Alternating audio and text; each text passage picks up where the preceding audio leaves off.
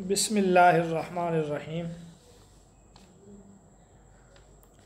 خطبہ نمبر 11، اس کا عنوان ہے قرآن مجید کا موضوع اور اس کے اہم مضامین۔ تمہید میں آپ نے یہ بات کی ہے، دنیا کی ہر کتاب کا کوئی نہ کوئی موضوع ہوتا ہے جس سے بنیادی طور پہ وہ کتاب بحث کرتی ہے، کسی نہ کسی موضوع پر کتابیں لکھی جاتی ہیں۔ اسی طرح قرآن مجید کا بھی ایک موضوع ہے۔ اب وہ موضوع کیا ہے؟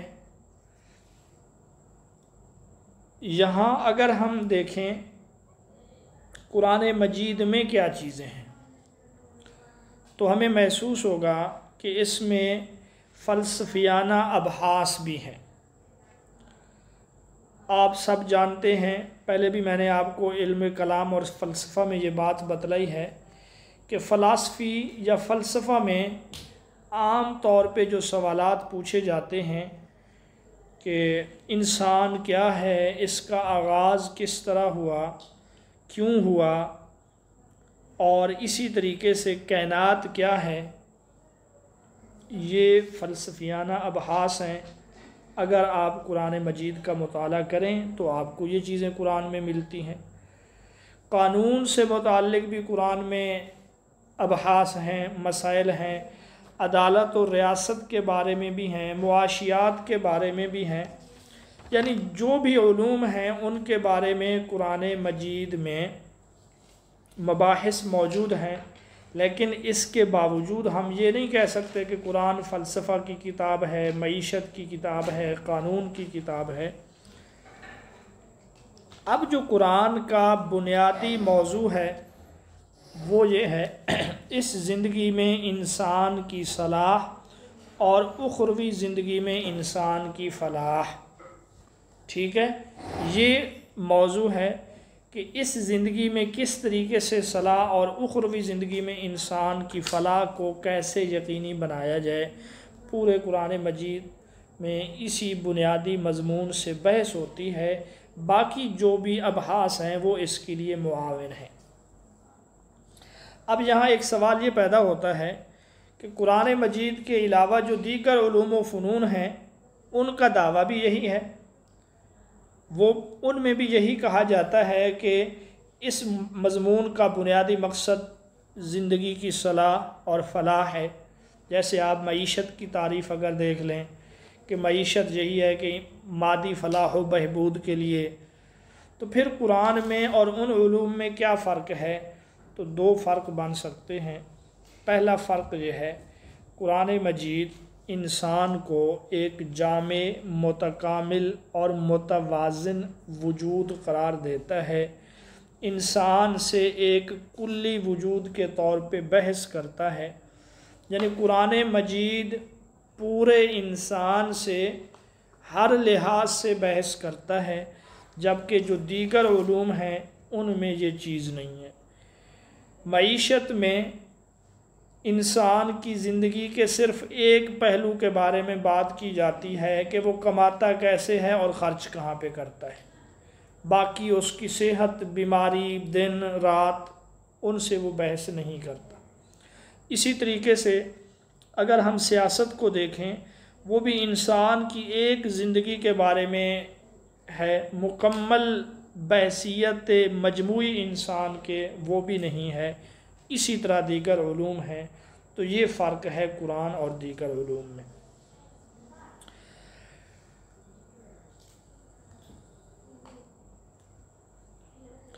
دوسرا بڑا فرق یہ ہے کہ وہ علوم جو انسان سے بحثیت انسان بحث کرتے ہیں ان کو زیادہ تر دلچسپی جو ہے وہ انسان کے زمانہ ماضی سے ہے۔ انسان کا ارتقاء کیسے ہوا، کہاں سے آیا، انسان بندر تھا، کیڑا تھا، کیا تھا، ان علوم سے وہ زیادہ تر بحث کرتے ہیں اور دلچسپی لیتے ہیں۔ جبکہ قرآن مجید یہ انسان کے ماضی کا بھی تذکرہ کرتا ہے، یہ نہیں ہے کہ ماضی کے بارے میں کوئی تذکرہ نہیں کیا، لیکن اس کی جو اصل دلچسپی ہے وہ مستقبل ہے کہ انسان کا مستقبل کیسا ہو، وہ کام کیا کرے، یہ قرآن میں اور دیگر علوم و فنون میں فرق ہے۔ اچھا، قرآن جو ماضی کے بارے میں بحث کرتا ہے تو ماضی کے بارے میں کس حد تک بحث کرتا ہے؟ ماضی کے بارے میں جن تفصیلات کا جاننا ضروری ہے، انسان کے ان تفصیلات کی طرف قرآن اشارے کرتا ہے تاکہ انسان جو ہے مطمئن ہو جائے۔ ایسا اس لیے کہ کچھ مذاہب نے، کچھ تصورات نے انسان کے ماضی کے بارے میں منفی باتیں کی ہیں۔ وہ کہتے ہیں انسان کسی منفی طرز عمل کا نتیجہ ہے، جیسے آپ نے عیسائیوں کے بارے میں پڑھا ہے کہ انسان نے ماضی میں بڑی غلطی کر دی تھی، جیسے حضرت آدم علیہ السلام، جس سے انہوں نے اپنا عقیدہ نکالا تھا، عقیدہ کفارہ۔ قرآن یہ کہتا ہے کہ ایسا نہیں ہے۔ اور کچھ لوگوں نے یہ کہا کہ انسان پہلے بندر تھا، اگرچہ نزول قرآن کے بعد ہی انہوں نے کہا ہے، لیکن قرآن نے یہ بتلایا کہ انسان کا آغاز جو ہے وہ انتہائی قابل احترام حالت میں، اس کی پیدائش سے پہلے ہی اللہ نے اس کی آمد کی خوشخبری سنا دی تھی اور اعلان فرما دیا تھا کہ وہ زمین پر اسے اپنا خلیفہ اور جانشین بنائے گا۔ فرشتوں سے مشورہ کیا اس کے بارے میں، یہ انسان کا ماضی ہے۔ قرآن نے فرمایا انی جاعل فی الارض خلیفہ، کہ اللہ رب العزت فرماتے ہیں کہ میں اپنا ایک خلیفہ اور نائب بنانے والا ہوں زمین میں۔ تو یہ تصور دیا قرآن نے کہ انسان ماضی میں قابل احترام حالت میں تھا۔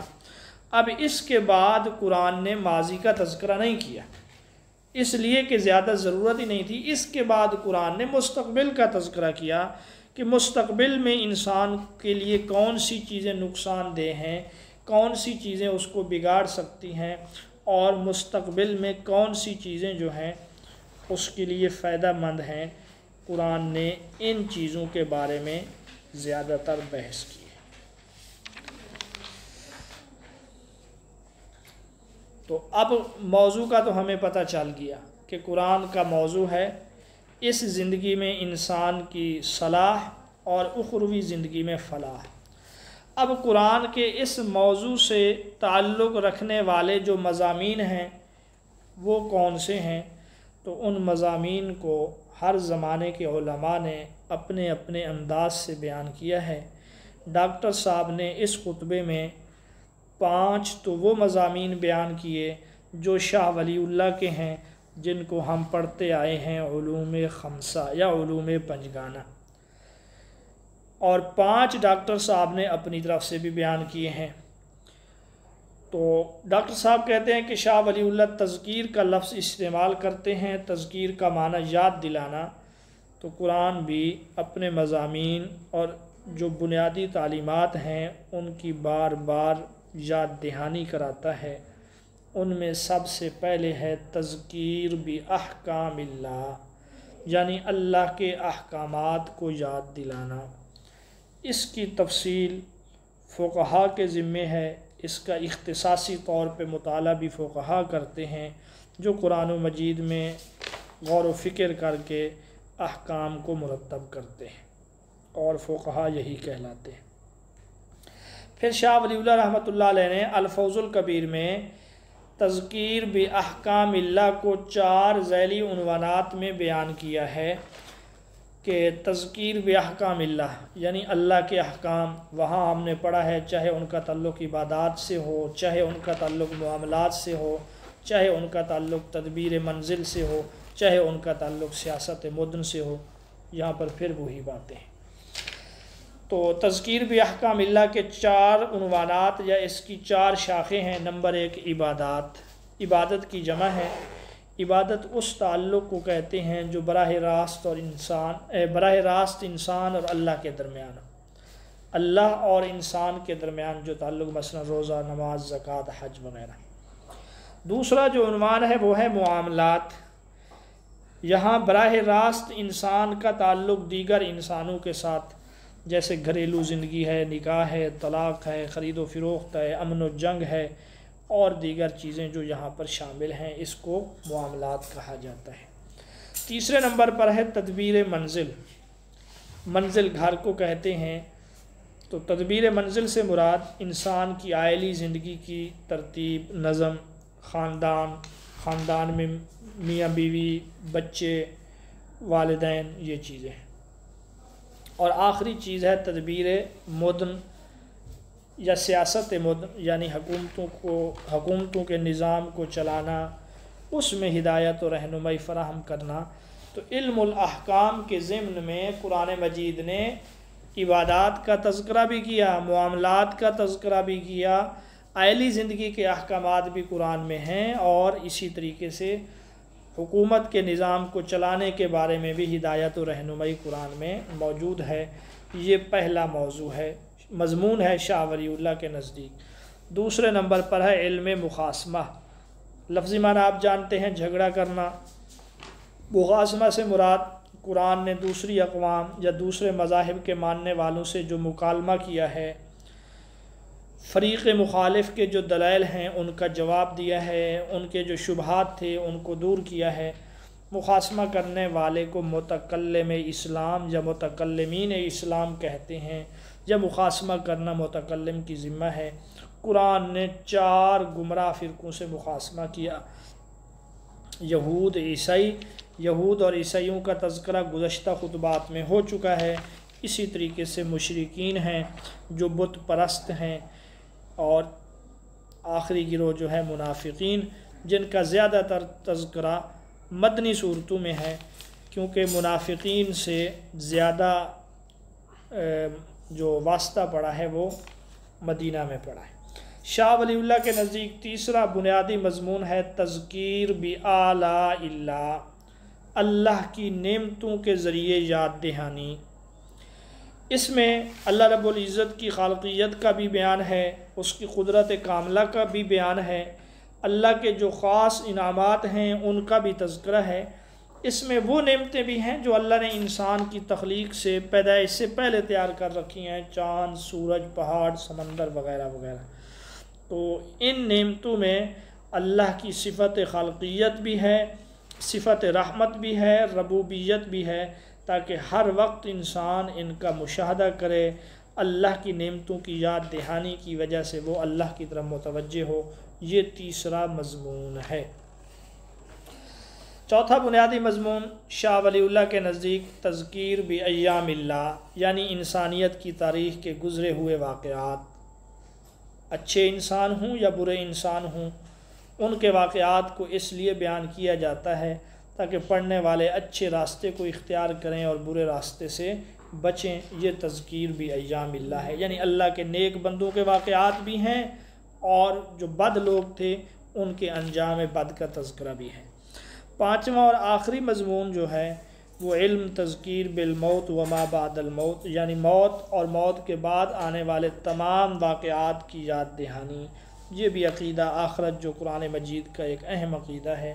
یہ ہیں شاہ ولی اللہ کے نزدیک 5 بنیادی مضامین جن کو علوم خمسہ بھی کہا جاتا ہے۔ ڈاکٹر صاحب کہتے ہیں کہ آپ ان 5 کے ساتھ ان 5 مضامین کو بھی سمجھ لیں۔ نمبر 1 عقائد، عقیدہ کی جمع ہے، یہ قرآن مجید کا سب سے پہلا مضمون ہے۔ تو عقیدہ قرآن مجید کی تعلیم کا وہ حصہ جو انسان کی فکری سرگرمیوں کو مثبت اور بامعنی جہت عطا کرتا ہے، اس کو عقیدہ کہتے ہیں۔ اللہ تعالیٰ نے عقیدہ کو قرآن مجید میں اس طریقے سے واضح طور پہ بیان کیا کہ ایک حدیث میں رسول اللہ صلی اللہ علیہ وسلم نے فرمایا کہ میں ایک ایسا راستہ لے کر آیا ہوں جو نہایت سیدھا ہے، جس پر آنکھ بند کر کے بھی چلا جائے تو منظر مقصود تک پہنچا جا سکتا ہے، یعنی حدیث کا مفہوم ہے۔ اور فرمایا لیلھا کنہارھا، کہ اس کی راتیں بھی اتنی ہی روشن ہیں جیسے اس کے دن روشن ہیں۔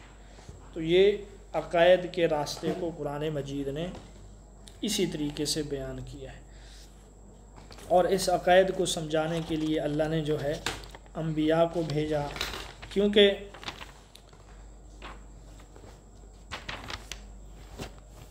انسان کے عقیدہ کے بارے میں جو بنیادی سوالات ہیں جو انسان کے ذہن میں پیدا ہو سکتے ہیں، کائنات کو کس نے بنایا، انسان کہاں سے آیا، وغیرہ وغیرہ۔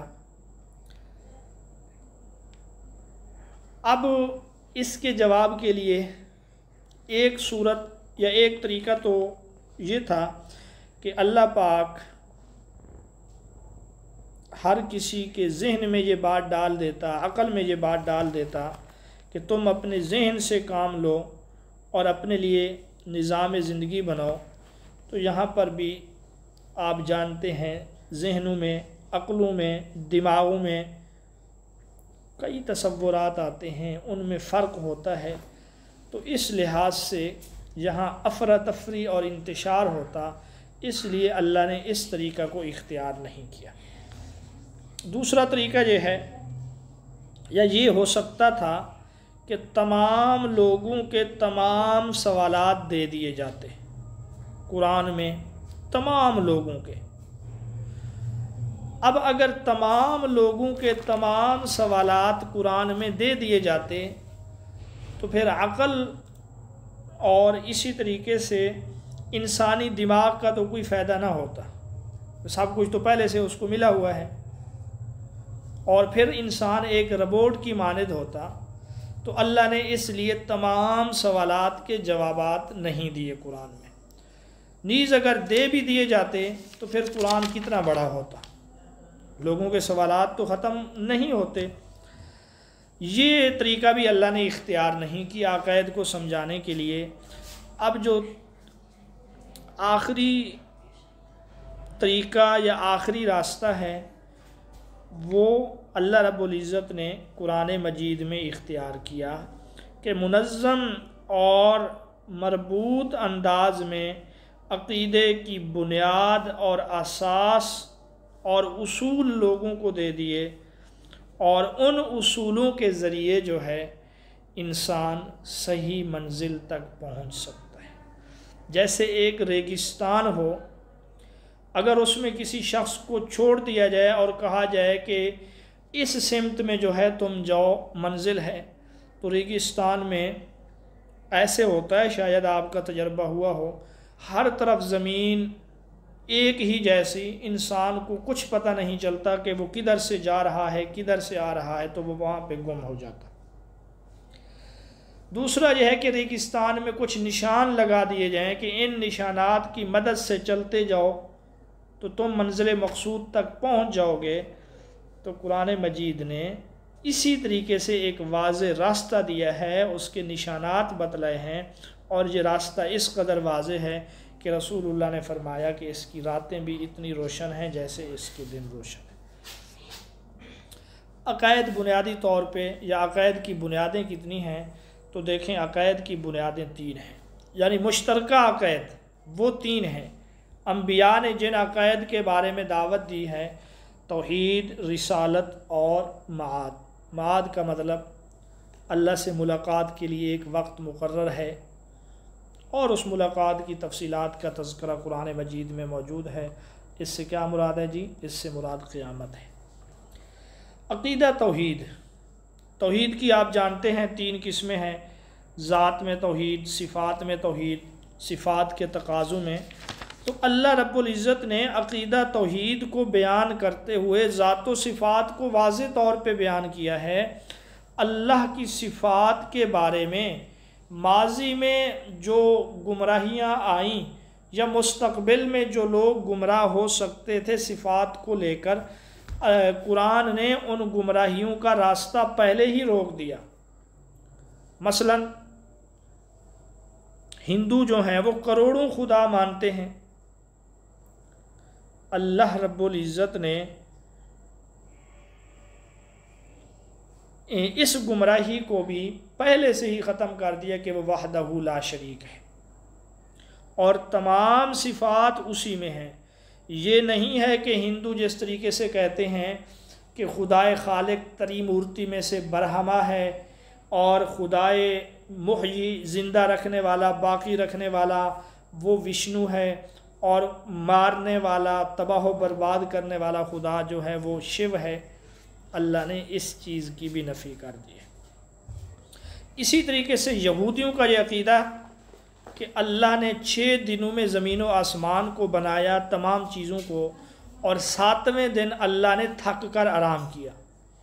اللہ نے اس چیز کی بھی وہ تردید کی ہے، سورۃ احقاف میں ہے وَلَمْ يَعْيَ بِخَلْقِهِنَّ، اللہ فرماتے ہیں ہم نے زمین و آسمان اور ان میں جو کچھ بھی تھا بنائے ہم نے، اور ہم کو کچھ تھکاوٹ نہیں ہوئی۔ لم يَعْيَ بِخَلْقِهِنَّ کہ اللہ تھکا نہیں ہے، تو ان کے اس عقیدہ کی بھی تردید کر دی کہ وہ کہتے تھے کہ اللہ نعوذ باللہ تھکاوٹ کا شکار ہوگی۔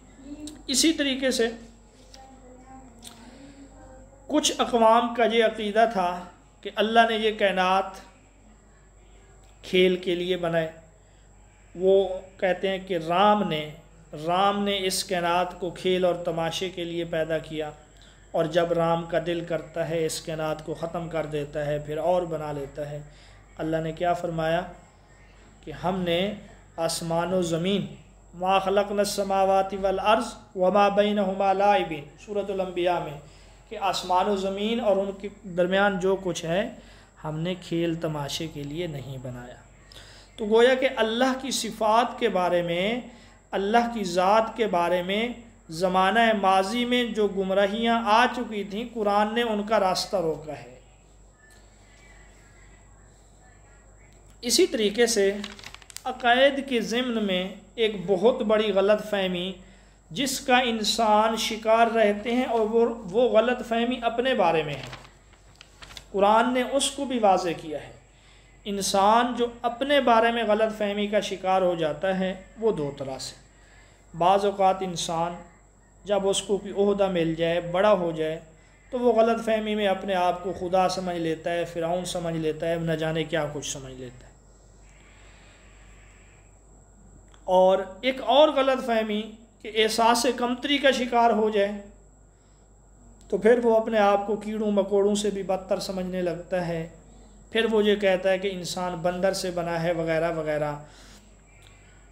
اور پھر بعض اوقات انسان کیڑوں مکوڑوں، جانوروں، پتھروں وغیرہ کی پوجا پاٹ بھی شروع کر دیتا ہے۔ اللہ نے ان دونوں غلط فہمیوں کو دور کیا، اور سورۃ بنی اسرائیل میں اعلان فرمایا وَلَقَدْ كَرَّمْنَا بَنِي آدم، کہ ہم نے بنی آدم کو مکرم بنایا۔ لَقَدْ خَلَقْنَا الْإِنسَانَ فِي أَحْسَنِ تَقْوِيمٍ، کہ ہم نے انسان کو سب سے خوبصورت سانچے میں پیدا کیا۔ اللہ نے انسان کی اس غلط فہمی کو دور کیا کہ انسان اور بنی آدم کو مکرم پیدا کیا گیا ہے، وہ کوئی کیڑا مکوڑا یا بدتر نہیں ہے۔ لیکن اس کے ساتھ ساتھ قرآن مجید نے جو لوگ اپنے آپ کو فرعون سمجھ بیٹھے تھے، ان کی اوقات اور ان کی طاقت بھی دنیا کے سامنے ظاہر کی ہے کہ یہ کچھ بھی نہیں ہے۔ فرعون کو دریا میں غرق کروا کے، نمرود کو مچھر سے مروا کے اس غلط فہمی کا بھی ازالہ کر دیا۔ بہرحال ڈاکٹر صاحب نے قرآن مجید کا پہلا مضمون بتلایا تھا عقائد، اس کے بارے میں تفصیل سے گفتگو کر چکے ہیں۔ سورۃ فاتحہ سے لے کر سورۃ والناس تک عقائد ہی عقائد بیان ہوئے ہیں۔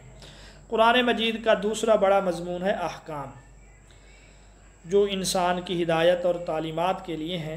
احکام میں جو قرآن کا اسلوب ہے، انداز ہے، ان میں کوئی سختی اور تنگی نہیں ہے۔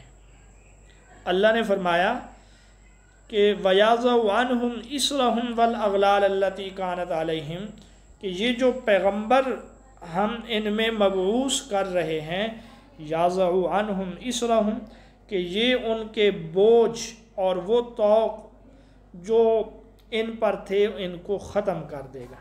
تو اس میں ایک اشارہ ہے کہ یہودیوں کے جو مذہبی رہنما تھے ربی، عیسائیوں کے جو مذہبی رہنما تھے راہب، ان لوگوں نے عوام الناس پر غیر ضروری ضابطے، لا تعداد اصول و قواعد کا بوجھ ڈال دیا تھا، لوگ اس سے اکتا گئے تھے۔ لیکن اس دین میں احکام میں یہ اسلوب نہیں ہے۔ دوسری جگہ پہ قرآن نے کیا فرمایا، ما جعل علیکم فی الدین من حرج، کہ اللہ نے تمہارے دین میں کوئی حرج اور تنگی نہیں رکھی۔ رسول اللہ کا فرمان ہے الدین یسر، کہ دین کیا ہے، آسان ہے۔ یہی وجہ ہے قرآن مجید کی 6236 آیات میں تقریباً 250 کے قریب آیات ہیں جو احکام کے بارے میں ہیں، باقی 6100 کے قریب آیات وہ دیگر ان کے بارے میں ہیں۔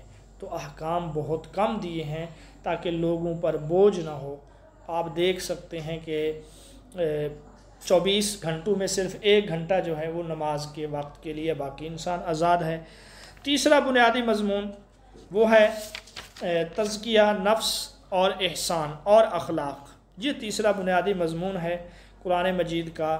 قرآن مجید نے رسول اللہ کے فرائض منصبی کا تذکرہ کرتے ہوئے فرمایا وَيُعَلِّمُهُمُ الْكِتَابَ وَالْحِكْمَةَ وَيُزَكِّيهِمْ، کہ اللہ جو ہے ان کو، رسول اللہ جو ہیں وہ ان کو کتاب کی تعلیم، حکمت کی تعلیم دیں گے اور ان کا تزکیہ کریں گے۔ اب تزکیہ سے مراد روحانی پاکیزگی کا ایسا عمل ہے جس کے نتیجے میں انسان اندر سے پاک ہو جائے، اور اللہ سے اس تزکیہ کے عمل کی وجہ سے ایک وقت ایسا آتا ہے، اس قدر تعلق بن جاتا ہے، انسان اس مقام کو پہنچ جاتا ہے جس کو احسان کہا جاتا ہے، جس کا ذکر حدیث جبریل میں ہے کہ تم اللہ کی عبادت اس طرح کرو جیسے تم اسے دیکھ رہے ہو، اگر اس طرح نہیں تو پھر یہ یقین رکھو کہ اللہ تمہیں دیکھ رہا ہے۔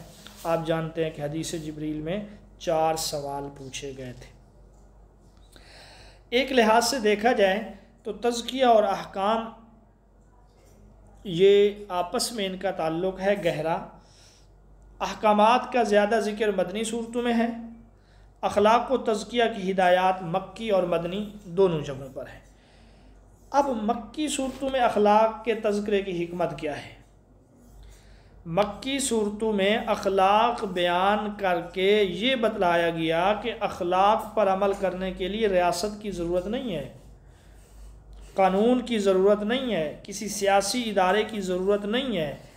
اہل ایمان جہاں کہیں پر بھی ہوں اخلاقی ہدایت پر وہ عمل کرنے کے پابند ہیں، چاہے ریاست کا وجود ہو یا نہ ہو۔ یہی وجہ ہے کہ حکومت اخلاقی طور پہ کس قدر پابند کر سکتی ہے، حکومت کے بس میں بھی نہیں ہے اخلاقی طور پہ کسی کو پابند کرنا۔ تو مکہ میں مسلمانوں کے پاس حکومت، ریاست نام کی کوئی چیز نہیں تھی، وہاں اخلاق پر زور دے کر یہ بتلایا گیا کہ مسلمانوں تم جہاں کہیں بھی رہو، حکومت ہو یا نہ ہو، اخلاقی ہدایات پر عمل کرنے کے تم پابند ہو۔ قرآن مجید کا چوتھا بڑا مضمون وہ سابقہ امم ہے۔ یہ آپ اس کو سمجھ سکتے ہیں، جس کو شاہ ولی اللہ نے جو ہے نا تذکیر بِأَيَّامِ اللَّهِ قرار دیا ہے، وہ یہاں پر کیا ہے، ڈاکٹر صاحب کے نزدیک قرآن مجید کا چوتھا بڑا مضمون ہے سابقہ لوگ۔ اس میں قصص القرآن بھی شامل ہیں۔ سابقہ امتوں میں قرآن نے 2 قسم کے لوگوں کے تذکرے کیے ہیں۔ وہ 2 قسم کے لوگ کون ہیں؟ نیک اور بد، واضح۔ ذرا اس کو تفصیل سے دیکھ لیں۔ ایک تذکرہ تو ان لوگوں کا ہے جو اللہ کے نبی اور مقرب ہیں، جو اللہ کی ہدایات لوگوں تک پہنچاتے ہیں، انبیاء کرام ہیں۔ اب اللہ نے قرآن میں ان لوگوں کا جو تذکرہ کیا ہے نا، سب کا تذکرہ نہیں کیا، بلکہ اللہ نے فرمایا کہ کچھ انبیاء ہیں جن کا ہم نے تذکرہ کیا ہے اور کچھ وہ ہیں جن کا ہم نے تذکرہ نہیں کیا۔ سورۃ ہود میں ہے کہ بعض انبیاء کے تذکرے ہم نے کیے، بعض کے نہیں کیے آپ سے۔ اب یہاں پہ سوال یہ بنتا ہے 1,24,000 کم و بیش انبیاء ہیں، قرآن میں 25 یا 26 انبیاء کا ذکر ہے۔ ڈاکٹر صاحب نے یہاں 15 کا لکھا تھا، غالباً یہ کتابت کی غلطی ہے، 25 اور زیادہ درست جو ہے نا وہ 26 ہے۔ 26 انبیاء کا ذکر کیوں ہے؟ سوال ہے کہ کم از کم 1,24,000 میں سے 200-400 انبیاء کا تو تذکرہ ہوتا، صرف 25 یا 26 انبیاء کا تذکرہ کیوں ہے؟ اس کا جواب دیتے ہوئے آپ نے کہا کہ گزشتہ خطبوں میں ہم یہ بات پڑھ آئے ہیں، رسول اللہ کی 2 بعثتیں ہیں۔ ایک وہ بعثت جو رسول اللہ کے براہ راست عرب مخاطب تھے، دوسری بعثت جو ہے وہ عربوں کے واسطے سے غیر عربوں کے لیے تھی۔ گزشتہ خطبے میں وہ آیت بھی ہم پڑھائے ہیں کہ سورۃ الجمعہ وآخرین منہم لما یلحقوا بہم۔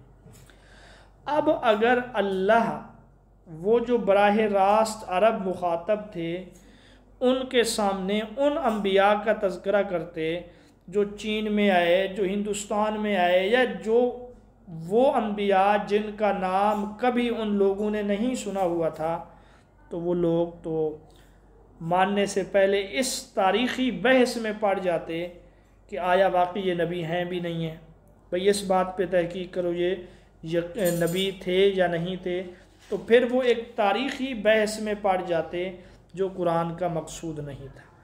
تو اللہ نے ان انبیاء کا تذکرہ کیا جن کے نام انہوں نے سن رکھے تھے، جن کے بارے میں پہلے سے ان کو تصورات تھے۔ سلیمان اور داؤد علیہ السلام کے بارے میں وہ سن چکے تھے، ابراہیم و اسماعیل علیہ السلام کے بارے میں وہ سن چکے تھے، اس لیے اللہ نے ان انبیاء کا تذکرہ کیا جن سے وہ لوگ کچھ نہ کچھ مانوس تھے۔ یہاں پھر اس کے بعد آپ نے یہ بتلایا کہ مسلمانوں کو سابقہ جو انبیاء ہیں ہر نبی کو نام بنام جاننا ضروری نہیں ہے، ہر نبی کو نام کے ساتھ جاننا ضروری نہیں ہے۔ انبیاء کے بارے میں صرف یہ عقیدہ رکھنا کافی ہے کہ اللہ نے جب اور جہاں اور جس کو بھی نبی بنا کر بھیجا وہ سچا اور برحق ہے۔ اللہ کے جتنے بھی نبی ہیں جہاں بھی بھیجے گئے ہیں، جس کی طرف بھی بھیجے گئے ہیں، وہ معصوم ہیں، وہ برحق ہیں، وہ سچے ہیں، یہی جاننا کافی ہے۔ ہر نبی کو نام کے ساتھ جاننا ضروری نہیں ہے۔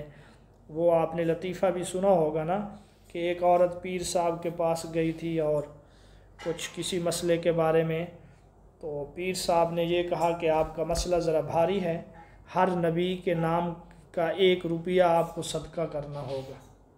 پیر صاحب بھی ماشاءاللہ پہنچے ہوئے تھے اور عورت تو اس سے بھی زیادہ پہنچی ہوئی تھی، تو عورت نے یہ کہا کہ پیر صاحب آپ ایک ایک نبی کا نام لیتے جائیں اور میں صدقے کے طور پہ 1 روپیہ دیتی جاؤں گی، تو نبیوں کے ناموں کا تذکرہ بھی ہو جائے گا اور صدقہ بھی ہو جائے گا۔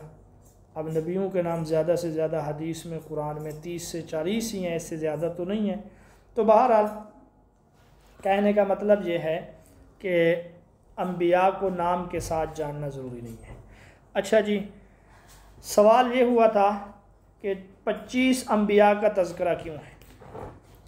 ایک جواب تو ہم بتا چکے ہیں، ایک وجہ تو ہم بتا چکے ہیں کہ ان نبیوں کا تذکرہ کیا گیا جن سے اہل عرب مانوس تھے، کچھ نام ان کے سن چکے تھے۔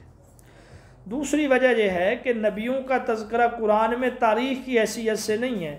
قرآن کوئی تاریخ کی کتاب تو نہیں ہے کہ انبیاء کی تاریخ بیان کرے، بلکہ قرآن نے انبیاء کا تذکرہ کر کے ان کی تعلیمات کے بارے میں بتلایا کہ ان کی تعلیمات کیا تھیں، ان کا رویہ اور طرز عمل کیسا تھا، تاکہ دوسرے لوگ بھی اسی رویہ اور طرز عمل کو اختیار کریں۔ تو یہاں اللہ نے ان انبیاء کے تذکرے کو ترجیح دی ہے جو اہم مکارم اخلاق کی خصوصی طور پر نمائندگی کرتے ہیں۔ مثال کے طور پہ صبر، یہ ایک بہترین اخلاق میں سے ہے۔ صبر کی صفت تمام انبیاء میں ہے، لیکن اس صفت کی سب سے زیادہ نمائندگی وہ حضرت ایوب علیہ السلام کی زندگی میں ہے، اور آپ صبر میں ضرب المثل تھے۔ شکر یہ حضرت سلیمان علیہ السلام کی زندگی میں ہے کہ اللہ نے ان کو جتنی نعمتیں دیں کسی اور کو عطا نہیں کی، آپ نے ان پہ شکر کیا۔ قربانی یہ حضرت ابراہیم علیہ السلام کی زندگی میں ہے کہ آپ نے قربانیاں دی ہیں، وطن چھوڑا ہے، بیوی بچوں کو چھوڑا ہے، ظالم بادشاہ کے سامنے جرت کے ساتھ کلمہ حق کو بلند کرنا حضرت موسیٰ علیہ السلام کی زندگی سے، اس لیے حضرت موسیٰ علیہ السلام کا تذکرہ ہے۔ یہی وجہ ہے کہ یہ ضرب المثل بھی ہے، ہر فرعون را موسیٰ کہ لکل فرعون موسیٰ، ہر فرعون کے لیے موسیٰ ہے، یعنی ہر زمانے میں اگر فرعون ہو تو اس کے لیے اللہ نے کسی نہ کسی موسیٰ کو بھی پیدا کیا ہے۔ تو یہ بات ہو گئی مکمل۔ اور حضرت عزیر علیہ السلام کا تذکرہ بھی ہے چند الفاظ میں کہ اللہ نے ان پر موت طاری کر دی، 100 سال تک وہ اسی حالت میں رہے۔ جی، سابقہ امم میں دوسرے لوگ، ہم پڑھا ہے نا کہ اللہ نے 2 قسم کے لوگوں کا تذکرہ کیا۔ دوسرے وہ لوگ ہیں جو گمراہی اور انحراف کا نمونہ ہیں، جن کا کردار منفی ہے۔ ایک وہ لوگ ہیں جو مثبت اور آئیڈیل ہیں لوگوں کے لیے، انبیاء، اور دوسرے ان لوگوں کا تذکرہ کیا جو گمراہی اور انحراف کا نمونہ ہے، تاکہ لوگ ان سے بچ جائیں۔ گمراہی اور انحراف کے بڑے راستے 2 ہیں۔ انسان یا تو اس لیے گمراہ ہو جاتا ہے کہ اس کے پاس کوئی نعمت آ جائے، مال و دولت آ جائے، بادشاہت آ جائے، یا پھر یہ ہے کہ نعمت کے چھن جانے پر وہ ناشکری کرتے ہوئے گمراہ ہو جاتا ہے۔ زیادہ تر لوگ وہ ہیں جو نعمت کے ملنے پر گمراہ ہو گئے، جیسے فرعون، نمرود، حامان، حضرت لوط اور حضرت نوح علیہ السلام کی بیویاں، کہ یہ رشتہ داری کی وجہ سے بہک گئے کہ ہم انبیاء کی بیویاں ہیں، لیکن جب گمراہ ہوئے تو پھر رشتہ داری کام نہیں آئی۔ آخر میں آپ لکھتے ہیں، فرماتے ہیں کہ گزشتہ امتوں کے قصوں کو اگر ہم دیکھیں، یہ عقیدے کی تکمیل بھی ہیں، جو سب سے پہلا مضمون ہے، اس لیے کہ ان واقعات کو پڑھنے اور سننے سے عقیدہ مضبوط ہوتا ہے۔ یہ احکام کی تکمیل بھی ہیں، کیونکہ ان لوگوں نے احکام پر عمل کرنے سے کوتاہی کی۔ جب ان کے واقعات کو ہم پڑھتے ہیں تو احکام پر عمل کرنے میں آسانی ہوتی ہے، اور ایک اعتبار سے یہ اخلاق کی تکمیل بھی ہیں، ان سے اخلاق روشن ہوتے ہیں۔ تو گویا کہ یہ جو چوتھا مضمون ہے، یہ عقائد، احکام اور اخلاق کے لیے تکملہ اور تتمہ کے طور پہ ہے۔ آخری اور 5ویں چیز، آخری مضمون، وہ تذکیر بالموت وما بعد الموت ہے، جیسا کہ آپ نے شاہ ولی اللہ کے اس میں بھی پڑھا ہے کہ قرآن مجید نے مناظر موت کا تذکرہ کیا، مختصر الفاظ میں قیامت کی منظر کشی کی، جس طریقے سے کوئی فلم کا ایک شاٹ ہو، ایک کلپ ہو۔ یہ وہ بنیادی مضامین ہیں جو انسان کے اصل موضوع سے براہ راست متعلق ہیں، یعنی موجودہ زندگی میں صلاح اور آئندہ زندگی میں فلاح کیسے حاصل کیا جائے۔ آج کے سبق میں کچھ خاص معروضی سوالات نہیں تھے، جو باتیں تھیں وہ تفصیل میں آ چکی ہیں۔ عقیدہ کے لغوی معنی ہیں گرہ، فقہ کے لغوی معنی ہیں گہری سمجھ بوجھ، یہ فقہ کا آپ نے تذکرہ علم احکام میں کیا ہے۔ پھر انڈین فلاسفی یہ کتاب ہے، اس کے مصنف ہیں رادھا کرشن، یہ ہندوؤں کے نامور مفکر اور فلسفی تھے۔ اس کا تذکرہ وہاں پہ ہم نے کیا ہے نا کہ اللہ نے ذات و صفات کے بارے میں جو گمراہیاں تھیں ان کا تذکرہ کیا ہے۔ تو یہ جو ہے نا فلسفی، انہوں نے اس طرح اپنے عقیدے کی فلسفیانہ توجیحات کی ہیں کہ بہت سے خداؤں کو ماننا ضروری پڑ جاتا ہے۔ تریمورتی ہندوؤں کا عقیدہ ہے، تریمورتی سے مراد خدا کی 3 صفات ہیں۔ خدائے خالق، یہ ان کے عقیدے کے مطابق جو ہے برہمہ ہے۔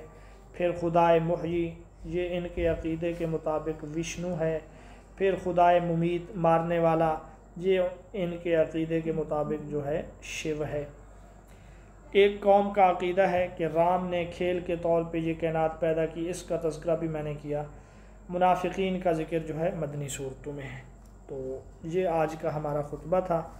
اب آخر میں ایک چھوٹا سا خطبہ باقی ہے، وہ انشاءاللہ ہم کل دیکھیں گے۔ تو یہ محاضرات قرآنی کے 12 خطبے ہمارے مکمل ہو جائیں گے۔